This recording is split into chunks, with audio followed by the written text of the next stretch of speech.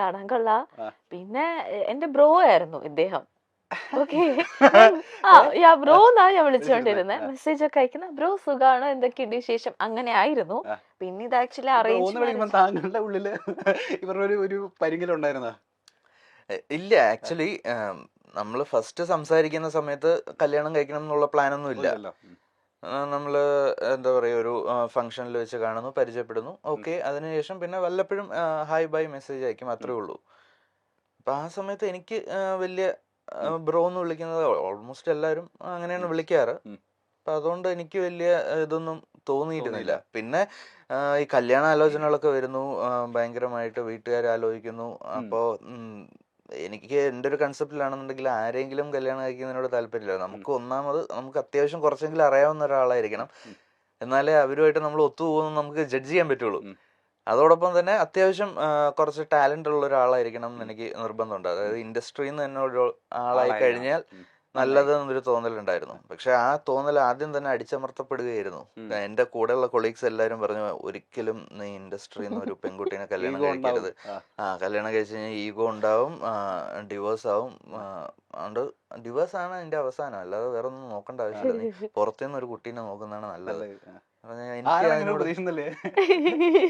Almost എല്ലാവരും അത് തന്നെയാണ് പറയാറ്. കാര്യം എന്ന് വെച്ച് കഴിഞ്ഞാല് കാണുന്ന ന്യൂസസും എല്ലാം അതുപോലെ ആയതുകൊണ്ട് എല്ലായിടത്തും ഡിവോഴ്സ് ഉണ്ട്. പക്ഷെ ഇത് ഇൻഡസ്ട്രിയിൽ നിൽക്കുന്ന ആൾക്കാർ കുറച്ചൊരു ഫെയിം ഉള്ളത് കൊണ്ട് ബാക്കിയുള്ളവരിലേക്ക് അറിയുന്നു, അത്രേ ഉള്ളൂ വ്യത്യാസം. അപ്പൊ എനിക്ക് ആ കൺസെപ്റ്റിനോട് എനിക്ക് യോജിക്കാൻ പറ്റിയിട്ടില്ല. നമുക്ക് വേവ് ലെങ്ത് ഉള്ള ഒരാളെ കിട്ടിക്കഴിഞ്ഞു കഴിഞ്ഞാൽ അയാൾ സെയിം ഇൻഡസ്ട്രി ആണോ അല്ലയോ എന്നുള്ളത് ബാധകമല്ല. ഈഗോ ഒക്കെ നമുക്ക് അഡ്ജസ്റ്റ് ചെയ്ത് കൊണ്ടുപോകുന്നതേ ഉള്ളൂ. അപ്പൊ അതുപോലെ തന്നെ ഇങ്ങനെ സംഭവിച്ചു പോകുന്നുണ്ട് ഇപ്പൊ. മൃദുല, ഞാൻ ചോദിക്കട്ടെ, ഇപ്പൊ ബിഫോർ ആൻഡ് ആഫ്റ്റർ ഇംപ്രഷൻ വന്ന മാറ്റം എന്താണെന്ന് ചോദിച്ചാൽ എന്താ പറയാ? അതായത് മുന്നേ നമ്മൾ വിചാരിച്ചു വെച്ചിരുന്ന കുറെ കാര്യങ്ങൾ ഉണ്ടായിരിക്കുമല്ലോ കല്യാണത്തിന് മുൻപ്, കല്യാണത്തിന് ശേഷം ഉണ്ടായ ഇംപ്രഷൻ എന്തൊക്കെയാ? മുന്നേ ഉണ്ടായിരുന്ന ഇംപ്രഷൻ എന്തായിരുന്നു? ലൈക്ക് ആളെ പറ്റിയിട്ടാണോ? ആളെ പറ്റിയിട്ട് ഇതേപോലെ ഈ ജാട എന്നുള്ളത് ജാടയാണല്ലോ എന്നുള്ളൊരു തോന്നലുണ്ടായിരുന്നു. പിന്നെ കല്യാണം കഴിഞ്ഞതിന് ശേഷം ആളെ കൂടുതൽ മനസ്സിലാക്കാൻ പറ്റി. അതാണ് ലൈക്ക് ഭയങ്കര ലവബിൾ ആയിട്ടുള്ള ഒരാളാണ്, ഭയങ്കര കൂളാണ്, എത്ര ദേഷ്യപ്പെട്ടാലും തിരിച്ച് റിയാക്ട് ചെയ്യില്ല. സോ അതുകൊണ്ട് എനിക്ക് പറയാം, എന്തും പറയുന്നത് ഭയങ്കര കൂളായിട്ട് ഇതങ്ങ് എടുക്കും. അതൊക്കെ തന്നെയാണ് ആക്ച്വലി കൂടുതൽ മനസ്സിലാക്കാൻ പറ്റി. മറ്റേ ജാഡ എന്നുള്ള ആ ഒരു ഇംപ്രഷൻ മാറിയിട്ട് അതല്ല ക്യാരക്ടർ എന്നുള്ളത് മനസ്സിലായി. അണ്ടർസ്റ്റാൻഡിങ് പീപ്പിൾ ആയിരുന്നു. ഇപ്പൊ മൃദുലേനെ ഈ പറയുന്ന പോലെ യുവേനെ നമുക്ക് എല്ലാവർക്കും ഇഷ്ടമായി തുടങ്ങിയതുണ്ടല്ലോ സ്റ്റാർ മാജിക്കിന് വന്നതിന് ശേഷമാണ്. നിങ്ങളുടെ പേഴ്സണാലിറ്റി എന്താണെന്നും ഒക്കെ മനസ്സിലായത് നമുക്ക് അങ്ങനെ, നിങ്ങളുടെ ടാലന്റ് എന്താണെന്നും. ഞാൻ ഇപ്പൊ യൂട്യൂബിൽ നോക്കിയപ്പോ ഒരു വീഡിയോന്, ഒരു പെർട്ടിക്കുലർ വീഡിയോന്, മൃദുലയുടെ പെർഫോമൻസ് ഉള്ള ഒരു വീഡിയോന് 8.3 മില്യൺ വ്യൂസ് പോയേക്കുന്ന വീഡിയോ. അതായത് എനിക്ക് തോന്നുന്നു ഏറ്റവും കൂടുതൽ വ്യൂസ് പോയത് സ്റ്റാർ മാജിക്കിന്റെ ആ പെർട്ടിക്കുലർ വീഡിയോനായിരിക്കും. സ്റ്റാർ മാജിക്കിന്റെ ഒരു റെക്കോർഡ് തകർത്ത നായികയാണ്. യുവ മോശമല്ല, പിന്നീടാണ് യുവയ്ക്കും ഇങ്ങനെ ഒരു കഴിവുണ്ട്. മെയ്ഡ് ഫോർ ഈച്ച് അതറാണ്. ഞാൻ മിമിക്രി ഇവർ രണ്ടുപേരും തോളോട് തോള് നിൽക്കുന്ന കപ്പിളാണെന്ന് നമ്മൾ പിന്നീടാണ്. ഇപ്പോഴേ ഞാൻ ചെറിയൊരു ടാസ്ക് തന്നു കഴിഞ്ഞാൽ ആരെങ്കിലും നമ്മളുടെ വീഡിയോ ഒന്ന് മില്യൺ അടിക്കാൻ വേണ്ടിട്ട് ഒന്ന് ആരെയൊക്കെ നമുക്ക് ചെയ്യാൻ പറ്റും? ഇപ്പൊ ഈ പറഞ്ഞ പോലെ സ്റ്റാർ മാജിക്കിൽ വന്നതിന് ശേഷം ഒരുപാട് പേർക്ക് ഇപ്പൊ ഫാൻ ഫോളോയിങ്സ് കൂടിയിട്ടുണ്ട്. ഇപ്പൊ അനു ആയിക്കോട്ടെ, ലക്ഷ്മി നക്ഷത്ര ആയിക്കോട്ടെ, ബിനു അടിവാലി ആയിക്കോട്ടെ.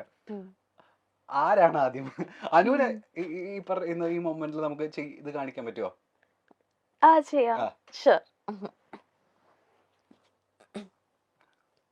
ഇത് ഞാൻ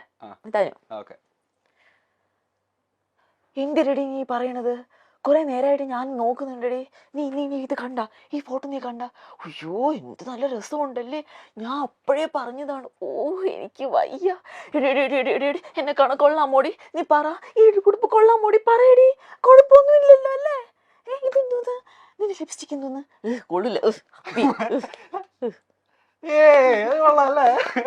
ഏതാണ്ട് ഇതുപോലെയൊക്കെ തന്നെയാണ് ഫ്രെയിമിൽ നമ്മൾ അനുവിനെ കാണുന്നതല്ലേ? അതിന് ഈ പറഞ്ഞ ഇതൊന്നുമില്ല, ഫേക്ക്നെസ് ഒന്നുമില്ല. ആളെങ്ങനെയാണോ അതുപോലെ തന്നെ.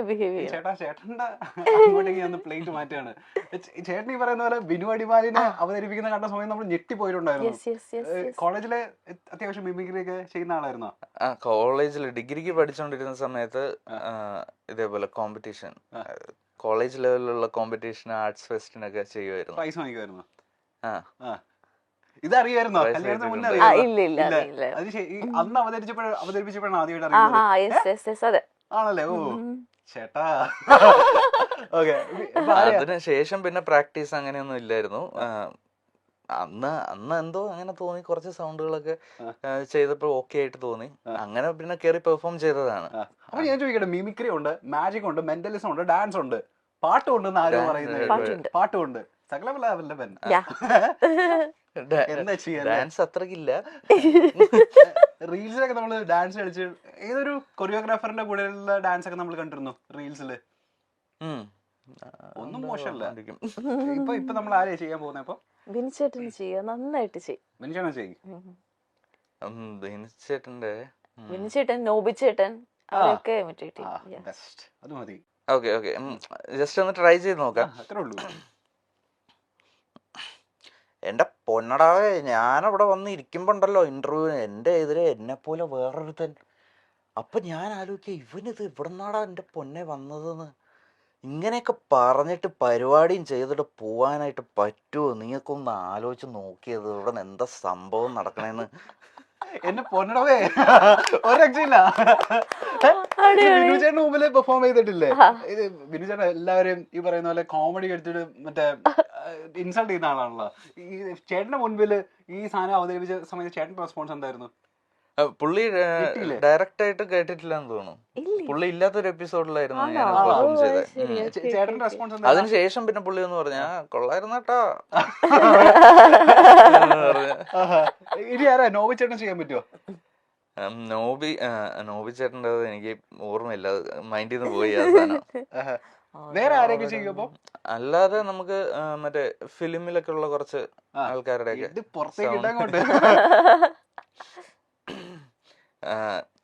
ഞാൻ സ്ഥിരം പണ്ട് കോളേജിൽ ചെയ്തിട്ടുണ്ടിരുന്ന സാധനങ്ങളൊക്കെ തന്നെ. കൊച്ചിൻ ഹനീഫയും ജനാർദ്ദനും തമ്മിലുള്ളൊരു ഡയലോഗ്, ആസനെ അർദ്ധം ഷക്കീല പെറ്റി ഇരട്ടാന്ന് കേട്ടത് പോയാലോ? ഓ നീ തങ്കപ്പനല്ലടാ പൊന്നപ്പനാ.